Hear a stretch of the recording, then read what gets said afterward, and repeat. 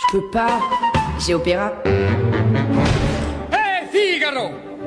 Son qua, Figaro là, Figaro qua, Figaro là, Figaro su, Figaro giù, Figaro su, Figaro giù.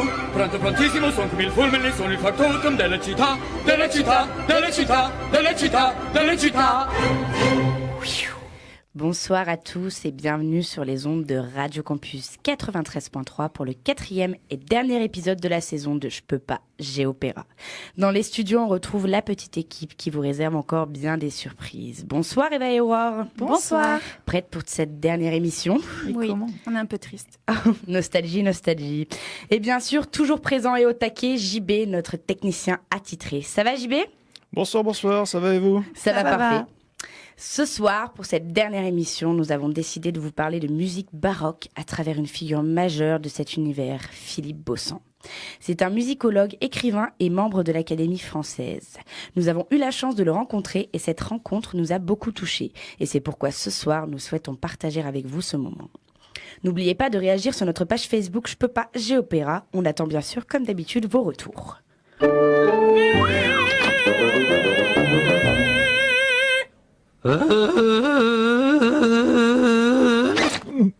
En première partie d'émission, on retrouve Eva et sa fameuse minute technique. Puis viendra le moment de la chronique On n'en parle pas assez avec Eva accompagnée de Aurore. En deuxième partie d'émission, je vous présenterai Philippe Beauchamp avant de vous faire écouter l'interview que nous avons réalisée de ce grand homme. Et enfin, nous reviendrons sur cette rencontre qui a été très enrichissante pour l'équipe. Mais pour commencer cette émission en beauté et fêter l'arrivée du printemps, des beaux jours, bon c'est pas le cas aujourd'hui, hein. Pas du tout. On écoute tout de suite Smell Like Teen Spirit de Nirvana repris par Tousselos, un duo de violoncellistes slovènes croates.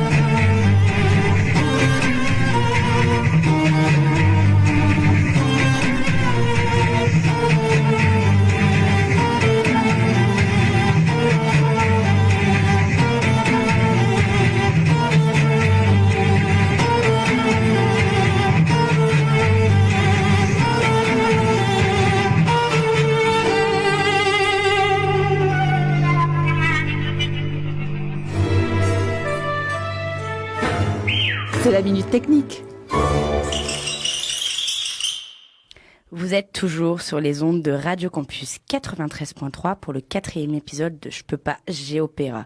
Nous venons d'écouter Tous ces los et c'est maintenant l'heure de la minute technique. Eva, tu vas nous donner ta définition de la musique baroque.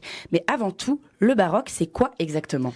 Le baroque, c'est un mouvement artistique qui naît en Italie et qui va s'étendre du milieu du XVIe siècle au milieu du XVIIIe siècle dans tous les pays d'Europe ou presque. On va le caractériser par l'exagération du mouvement, la surcharge décorative, l'exubérance, la grandeur parfois pompeuse et le contraste. D'ailleurs, à propos de contraste, Philippe Beaussan a dit que l'époque baroque a voulu exprimer, je cite, « un monde où tous les contraires seraient harmonieusement possibles ». Et ce mouvement va toucher tous les domaines artistiques, peinture, littérature, architecture, théâtre et bien sûr musique.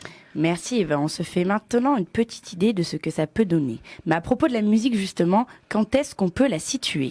Alors symboliquement, elle va débuter avec l'opéra de Monteverdi, l'Orfeo en 1607, je vous en parlerai plus tard, et se terminer avec les contemporains de Jean-Sébastien Bach et Georges Friedrich Händel vers 1750.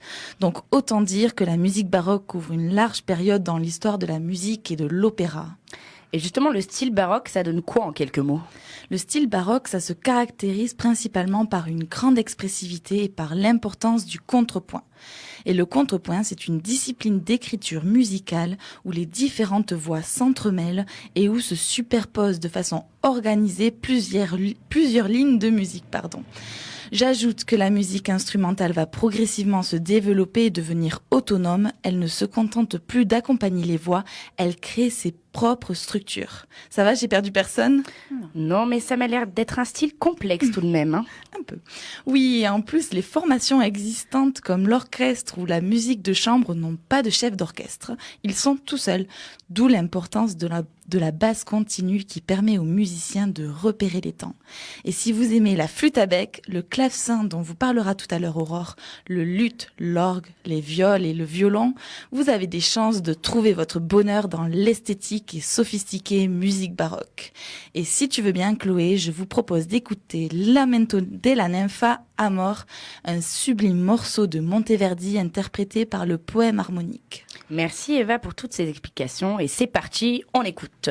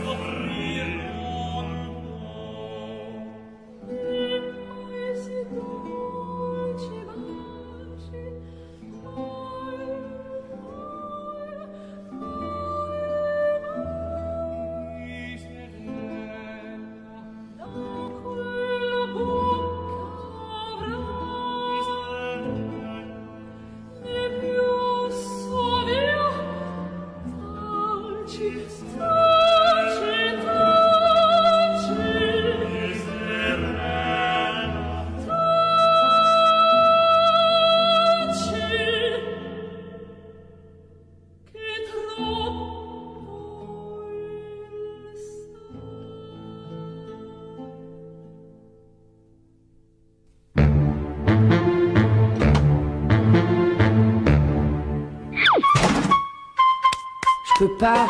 J'ai opéra. Vous êtes toujours sur les ondes de Radio Campus 93.3 pour le 4e épisode de Je peux pas, j'ai opéra. Nous venons d'écouter Lamento de la Nenfa Amor de Monteverdi. On retrouve maintenant Eva et Aurore pour la chronique On n'en parle pas assez. Alors Eva, on t'écoute.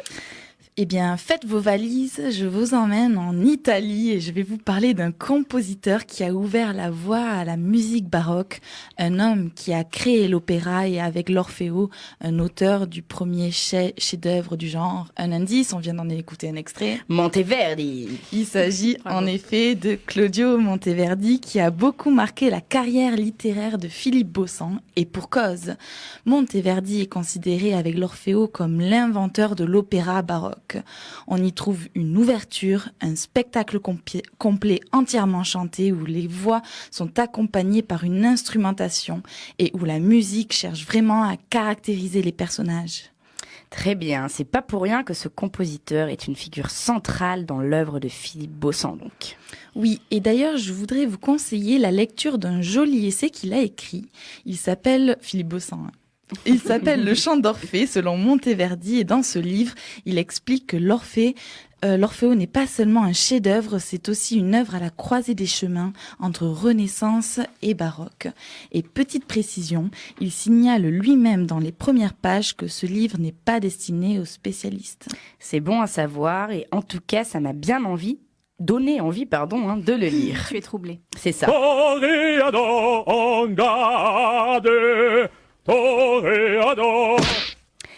Eva vient de nous parler d'Italie.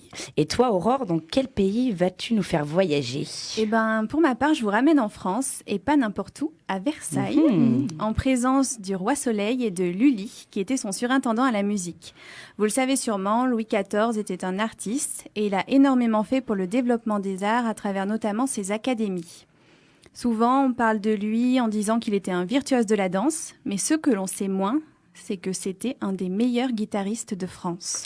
Le mec avait déjà tout compris, la figure du beau guitariste, ça doit venir de là. Ouais, on va dire ça comme ça. Non, plus sérieusement, à l'époque, l'instrument avec un grand I, c'est le luth, mais le jeune Louis XIV, lui, ce qu'il préfère, c'est la guitare, qui est arrivée du sud de l'Europe et notamment d'Espagne. Cette passion, il la partage avec un autre, Lully en personne. Alors les deux, ils se sont rencontrés en 1652 alors qu'ils dansaient dans un ballet royal et leur amitié à partir de là ne cessera jamais. On touche à tout, musicien, danseur, comédien, compositeur, Jean-Baptiste Lully, JB pour les intimes, va peu à peu imposer son style à la cour grâce à relation avec le roi, mais aussi, il faut le dire, à son grand talent. Alors, avant qu'il s'embrouille, il a par exemple travaillé avec Molière sur différentes pièces comme Le mariage forcé ou Le bourgeois gentilhomme. Il a créé des ballets, des airs de cour et ce sont ces différentes passions qui l'ont mené à créer les premiers opéras français appelés tragédies lyriques. C'est donc grâce à lui qu'on peut parler d'opéra dans notre émission. Et d'ailleurs, les filles, on a pensé à un nouveau slogan avec un fan d'ailleurs de Je peux pas, j'ai opéra. Et ce slogan, c'est pas de voix, pas d'opéra. Voilà. C'est exactement ça. Donc, on a eu les premiers opéras grâce à Lully et on peut le remercier. Donc, on dit merci à JB et d'ailleurs, on dit merci au JB car je rappelle que c'est également le prénom de notre technicien. Sans qui les émissions ne pourraient avoir lieu d'ailleurs. Exactement. Pour finir avec Lully, il faut savoir qu'on l'a un peu boudé pendant un temps parce que trop proche du monarque le plus absolu que la France ait connu, avant de le redécouvrir quelques années plus tard. Merci Aurore, et tu nous proposes d'écouter un morceau ? Ouais, comme tout le monde connaît le bourgeois gentilhomme de Molière, je vous propose d'écouter un extrait des intermèdes composés par Lully. Très bien, alors on écoute donc le 4e intermède de la comédie-ballet de Molière, La cérémonie des Turcs. Vous allez voir, on se croirait à la cour. Bonne écoute les auditeurs.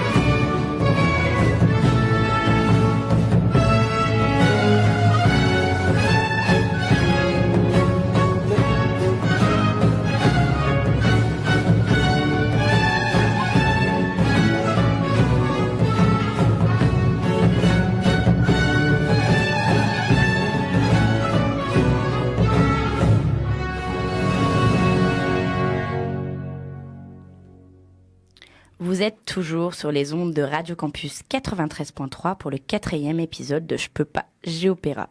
Vous venez d'écouter un extrait fruit de la collaboration entre Molière et Lully. Pour compléter le panorama des compositeurs emblématiques de la musique baroque, je crois que tu veux nous parler de Couperin et Rameau. C'est ça, Aurore ? Exactement. On va parler de Couperin et Rameau, non pas parce que leurs noms sont plutôt rigolos, mais parce que Philippe Beaussan nous a dit à quel point il avait été touché par leur musique.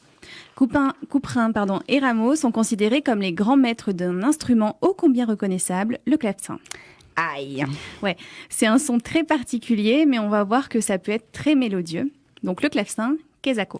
Oui, Aurore, qu'est-ce que c'est ? On veut savoir. Alors, le clavecin, c'est l'ancêtre du piano, ou ça peut être vu aussi comme une harpe horizontale. C'est un instrument avec un clavier à cordes pincées, ce qui lui donne un son très pointu. Il était très utilisé en musique baroque pour assurer la basse continue et réaliser le contrepoint. Eva vous l'a expliqué, la musique baroque est une musique de contraste. Pour ceux qui voudraient approfondir le sujet, Couperin a écrit sur cet instrument un traité précisément nommé « L'art de toucher le clavecin ». En effet, tout est dans le titre. Hein. Et Rameau dans tout ça ? Alors j'y arrive. Rameau, c'est le petit dernier et il s'inscrit dans la même ligne que Couperin, mais malheureusement pour lui, il tombe au cours de sa carrière sur un mouvement des plus importants, celui des Lumières.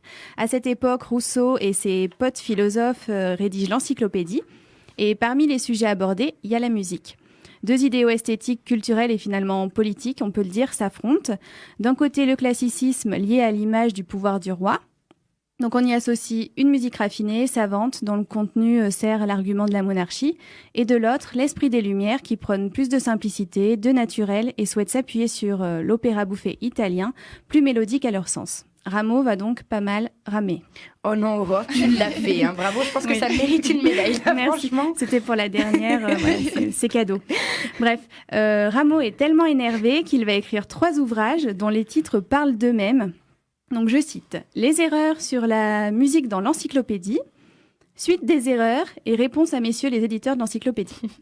Mais heureusement, quand on cite Rameau, on ne parle pas uniquement de cette querelle, mais de ses œuvres, et notamment un des opéras-ballets les plus célèbres, Les Indes galantes. Et on va d'ailleurs écouter un extrait.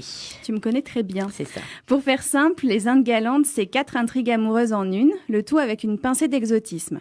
Des jeunes gens de France, Italie, Espagne et Pologne se retrouvent en Turquie, Perse, Pérou et Amérique. La dernière intrigue est d'ailleurs étonnante car elle se rapproche de la philosophie des Lumières. Il s'agit d'une cérémonie durant laquelle l'indienne Zima et le gros guillemets bon sauvage Adario se marient après que celui-ci ait triomphé de ses 2 rivaux, français et espagnols, des gens civilisés mais vils. Merci beaucoup, Aurore. Erreur. Je te remercie. Le lapsus, non, pour ces explications. On va justement écouter un extrait de cette scène, la danse du calumet de la paix, composée par Rameau.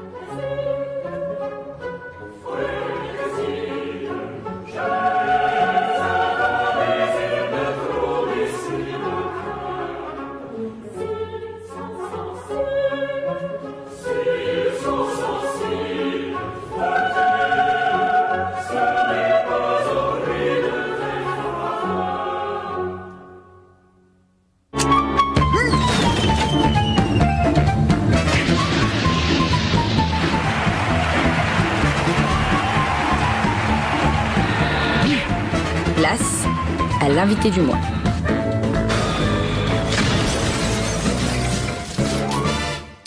Vous êtes toujours sur les ondes de Radio Campus 93.3 pour le 4e épisode de Je peux pas, j'ai opéra. Nous venons d'écouter La danse du calumet de la paix composée par Rameau. Les filles viennent de nous éclairer sur pas mal de compositeurs dont Philippe Bosson nous a parlé lors de notre rencontre. Et justement, chers auditeurs, si on écoutait cette fameuse interview. Mais avant ça, pour ceux qui ne le connaissent pas, je vais rapidement vous le présenter.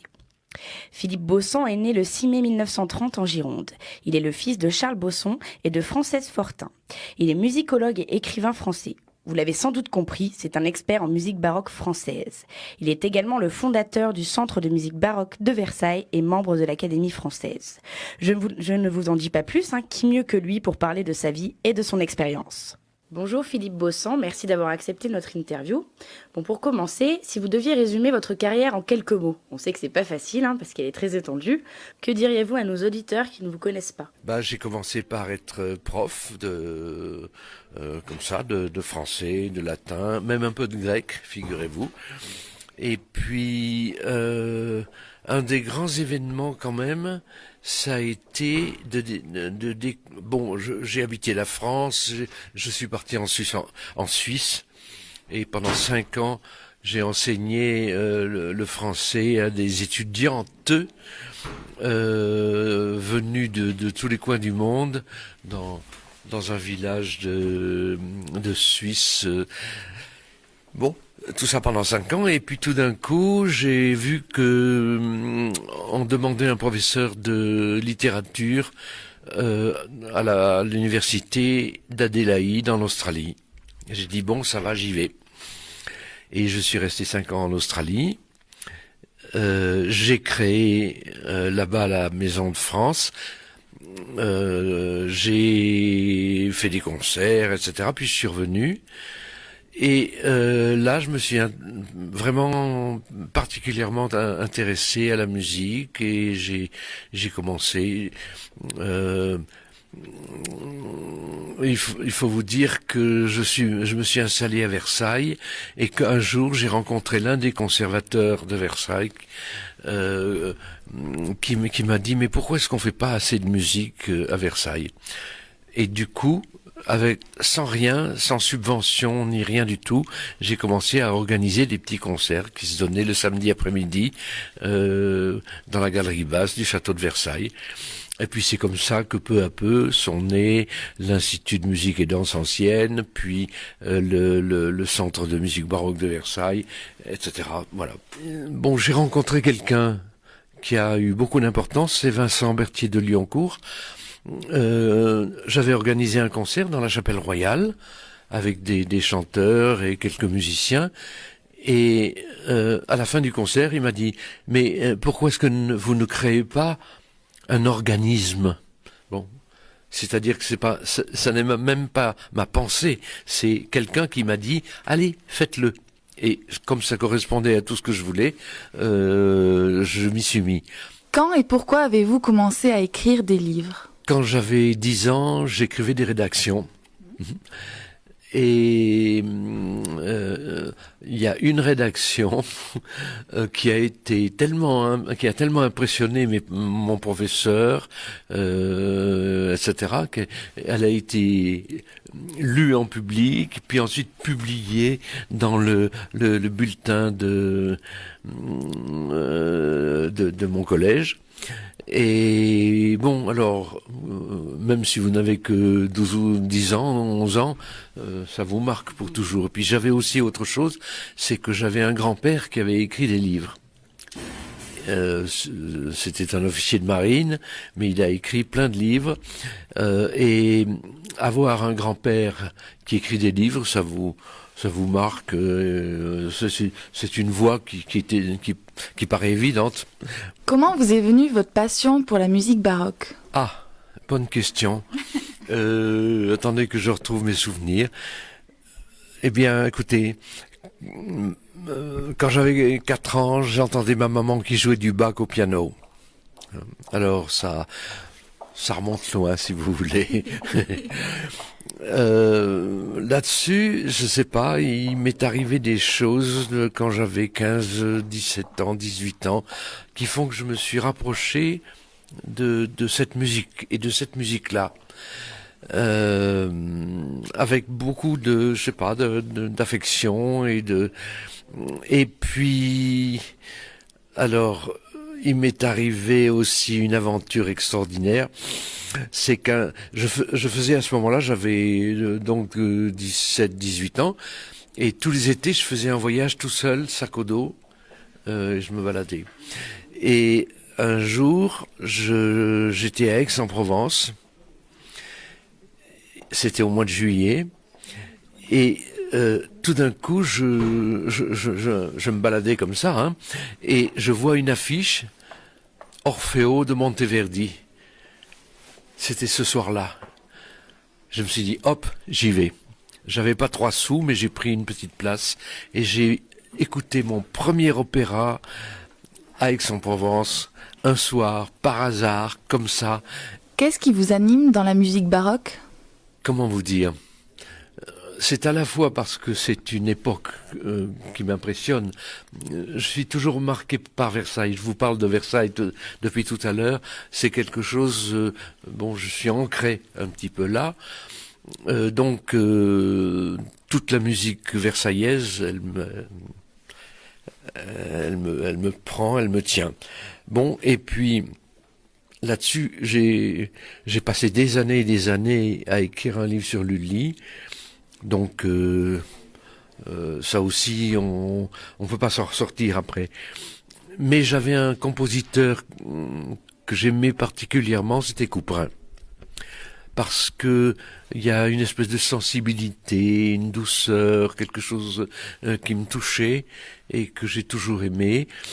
Et puis alors en plus, vous allez rire, mais ce sont souvent ces petits concerts. C'est à 3 instruments, 4 instruments, donc c'est relativement facile, ça ne demande pas un gros budget, et c'est pour ça, c'est cela que j'ai commencé à jouer, à faire jouer à Versailles, évidemment. Parce que, mais donc il est entré en moi, il y était déjà. Y a-t-il un compositeur qui vous touche particulièrement ? Jean-Sébastien Bach, bien sûr. Personne n'évite Jean-Sébastien. C'est le maître. Je sais pas. C'est un personnage qui est là, non seulement dans la musique, mais par sa force, par sa personnalité, c'est un grand personnage. Bon, là-dessus, j'en ai que j'aime bien. J'aime beaucoup Couperin. J'aime aussi Rameau, mais je préfère Couperin parce qu'il a quelque chose de plus sensible, si vous voulez. Bon, donc c'est ma musique, tout ça. Ça ne veut pas dire que j'aime pas Debussy, hein.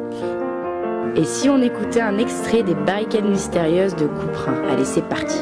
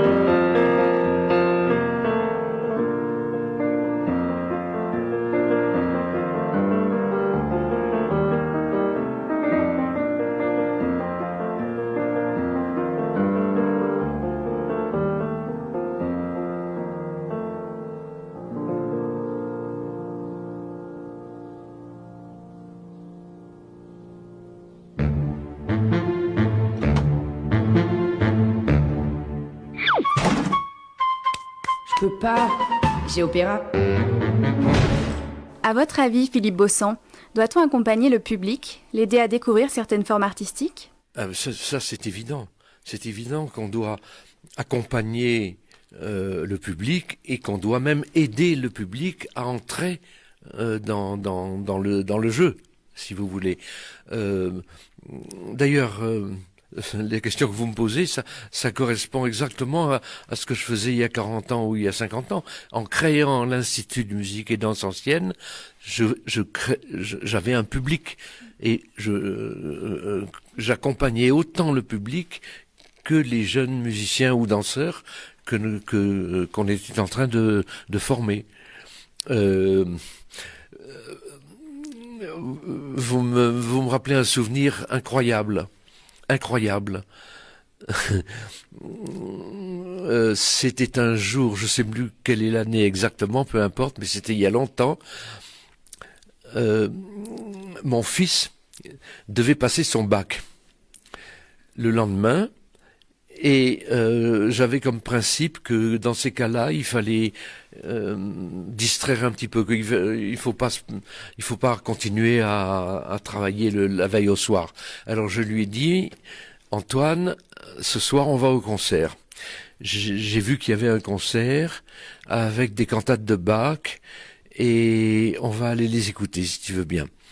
Alors il m'a dit oui, bien sûr, mais je voudrais pas rentrer trop tard. Alors je lui dis promets, je te jure, on rentre à 9h30. Alors nous y sommes allés.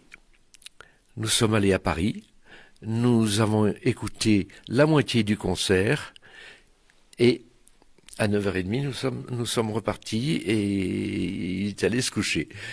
Mais c'était le premier concert de Philippe Hervègue. Et mon fils pourrait vous le dire, en sortant de l'église, j'ai dit, c'est celui-là que je veux. Et 3 mois plus tard, l'Institut de musique et danse ancienne créait le chœur et l'orchestre de la Chapelle Royale avec Philippe Hervègue. C'est comme ça la vie, vous savez, c'est des petites choses qui se passent, on ne sait pas d'avance, et puis voilà. Quel genre de public aviez-vous au centre ? À l'origine, je dois dire qu'à Versailles, on avait plutôt un vieux public. Mais il est devenu jeune très vite. Oui. Et bon, on faisait des lectures, on faisait des conférences, on faisait des choses et on avait des séances de l'après-midi, du samedi après-midi où on avait plein de jeunes, y compris d'ailleurs les jeunes musiciens qui ont appris à jouer du violon baroque. Ce qui, dans les années 70, était encore un peu dingue. Nous avons remarqué une distance difficile à combler entre les étudiants et l'opéra. Qu'en pensez-vous ? Bonne question. Mais je n'ai pas une vraie réponse. Je sais pas. Vous savez, je pense que ça date d'il y a déjà longtemps. Hein, parce que je parle encore des années 60, 70, 80, il n'y avait pas tellement de jeunes à l'opéra. C'était des personnes qui avaient déjà de l'âge et une certaine culture et une certaine curiosité. Je pense qu'on a quand même aidé les jeunes à aimer l'opéra, mais il reste un peu distant, c'est vrai, il reste un peu distant, et je sais pas trop pourquoi. Je pense qu'il faudrait davantage aider les jeunes d'aujourd'hui à comprendre qu'il y a différentes manières de voir et de sentir les choses, et que ce que nous aimons aujourd'hui, ça n'est pas le monde entier, et que on a aimé autrefois d'autres choses qui sont toujours vraies. Et bien sur ces belles paroles, on remercie Philippe Bossan de nous avoir accordé cette interview. Et les filles d'ailleurs, j'aimerais avoir vos impressions sur cette rencontre. Aurore, tu commences ? Ouais, moi ce qui m'a marqué lors de cette rencontre, c'est le fait que Philippe Bossan, qui va fêter cette année ses 85 ans, il est finalement aussi ému en parlant de sa découverte de l'opéra qu'il devait l'être, je pense, quand il avait 17 ans. Et d'ailleurs, j'ai aussi remarqué un truc, c'est que Philippe Bossan, c'est un grand spécialiste qui a depuis longtemps fait ses preuves. Et pourtant, quand il nous parle d'une œuvre, il n'emploie pas instinctivement des termes de musicologue, mais plutôt son ressenti en termes d'émotion. Il rattache souvent ses expériences musicales à sa famille. Il nous a parlé de sa mère, de son grand-père, de son fils aussi. Donc finalement, c'est une relation assez intime qu'il nous a décrit. Oui, et comme Aurore, j'ai été touchée par sa passion restée intacte et par son émerveillement pour la musique baroque. Mais ce qui m'a aussi marqué, c'est sa vocation pour faire partager son savoir et sa culture. Il a été enseignant une grande partie de sa vie. Il a créé le centre de musique baroque à Versailles, organisé des concerts, des conférences, des débats. Et tout ça, il en parle avec beaucoup de simplicité. Il est dans la transmission perpétuelle, en fait. Et voilà, j'ai été touchée par cette très grande générosité. Moi aussi, tout comme vous les filles, j'ai été très touchée par cette rencontre. C'est un homme plein d'émotions et humble, je trouve. Il parle de musique baroque avec son cœur et il m'a donné encore plus envie d'en apprendre sur cet univers. Toutes les petites anecdotes qu'il nous a racontées m'ont beaucoup émue. Sa passion pour la musique, il la vit. Et encore aujourd'hui, d'ailleurs, ça se sent vraiment. Et comme tu l'as dit, Aurore, il a beau être un spécialiste de la musique classique, il nous a pas du tout parlé en tant que tel, en fait. Il nous a parlé avec sa passion. Et personnellement, je pense que sa carrière est basée sur son vécu. Comme il nous l'a dit, ses livres, en général, il les écrit sous pulsion. En fait, pour raconter quelque chose qu'il a vécu ou ressenti. Et je pense vraiment que c'est ce qui fait sa force. Oui, t'as raison. Ouais. Et du coup, après ce petit moment ressenti tout en émotion, et pour terminer ce dernier épisode de Je peux pas, j'ai opéra, je vous propose d'écouter Iron de Woodkid.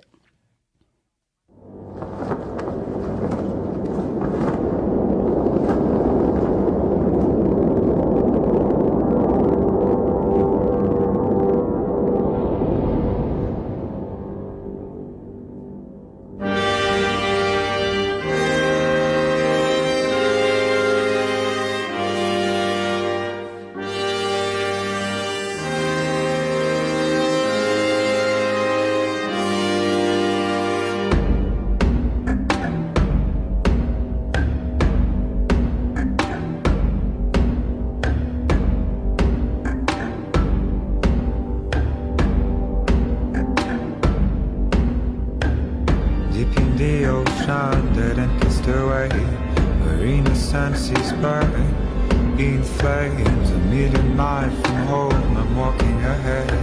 I'm frozen to the bones. I am a soldier on my own. I don't know the way. I'm riding up the heights. All shame. I'm waiting for the call. The hand on the chest. I'm ready for the fight and fate.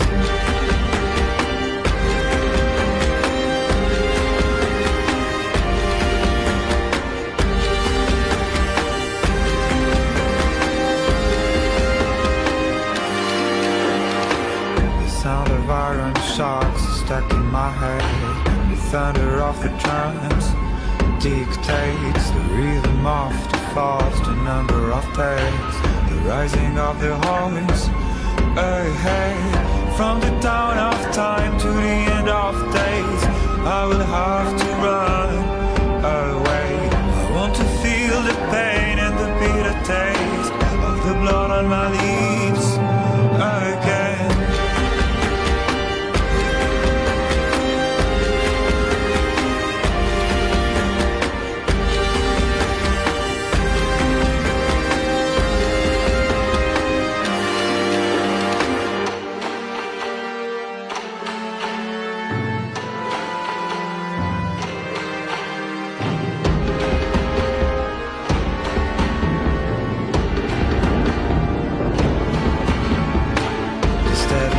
Of snow is burning my hands. I'm frozen to the bones. I am a million miles from home. I'm walking away. I can't remind your eyes, your face.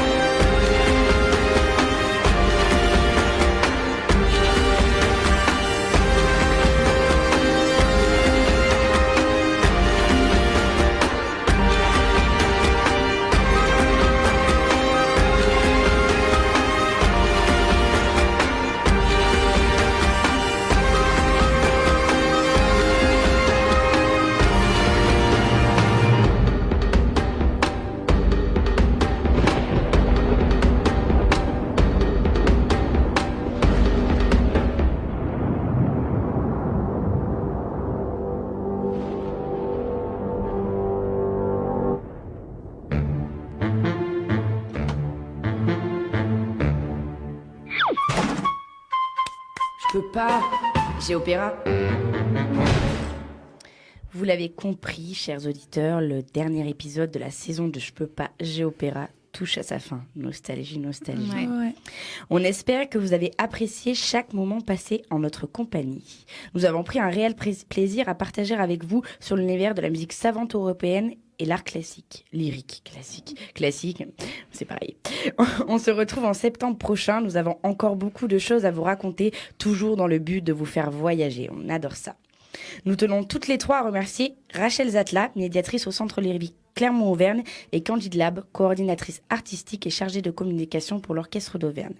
Mais également Jean-Louis Jam, musicologue et directeur de l'Orchestre universitaire de Clermont-Ferrand, qui nous a apporté des connaissances musicales afin que nous puissions vous faire rêver autour de la musique classique. Mention spéciale à Evelyne Ducrot, chargée de l'action culturelle à l'université Blaise Pascal, qui nous a soutenus et conseillés pour chaque émission. Merci aussi à nos invités, Pierre Thirion-Vallée, le directeur du Centre lyrique Clermont-Auvergne, et encore une fois Candide Lab, mais également Philippe Bossan, qui ont bien voulu accepter nos interviews. Merci tout particulier à l'ensemble de l'équipe de Radio Campus Clermont-Ferrand pour nous avoir accueillis dans leurs locaux, et à notre super technicien JB, sans qui l'émission n'aurait pas pu avoir lieu. Merci JB. Merci. Merci, Puis merci à Marion, qui faisait également partie de l'équipe au début. Et aussi, merci à vous les filles, mes chroniqueuses préférées qui ont fait des recherches pour vous, chers auditeurs, et je suis réellement fière de leur travail. Et je crois qu'on n'oublie personne, les filles. Si. Mais si, on t'a oublié toi quand même. Donc on va remercier très chaleureusement notre animatrice préférée, Chloé. Oh, c'est gentil, merci. Et aussi, on remercie les auditeurs, on ne va pas les oublier non plus. On vous doit beaucoup et on vous remercie de nous avoir suivis tout au long de ces quatre épisodes de Je peux pas, j'ai opéra. Et bien sûr, restez branchés cet été sur notre page Facebook, Je peux pas, j'ai opéra. On a encore bien des choses à vous partager et on se retrouve dès la rentrée prochaine en septembre. Bonne soirée!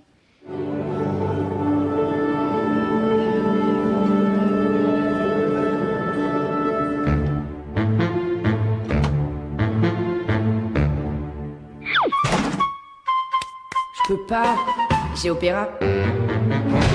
Hey Figaro! Son qua, Figaro qua, Figaro là, Figaro qua, Figaro là, Figaro su, Figaro giù, Figaro su, Figaro giù. Pronto prontissimo, son come il fulmine, sono il factotum della città, della città, della città, della città, della città.